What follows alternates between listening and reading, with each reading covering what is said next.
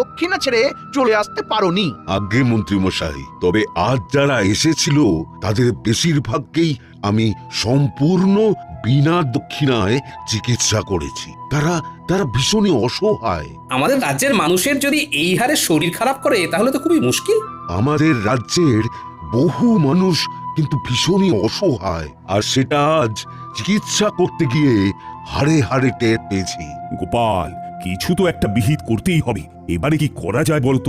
মহারাজ, কালকে চলুন আমরা রাজ্যে যে দাতব্য চিকিৎসালয়টা খোলার কথা ভাবছিলাম সেই স্থানে বৈদ্যমশাইকে নিয়ে গিয়ে একটা নকশা ছকে নিই। বেশ, তাহলে তাই হোক। তা তোমার কি মত বৈদ্য? মহারাজ, আমি রাজি।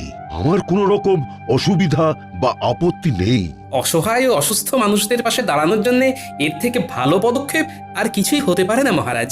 বেশ, তাহলে আজকের মতো এখানেই সভার কাজ শেষ করছি। কালকে সবাই কিন্তু ঠিক সময় হাজির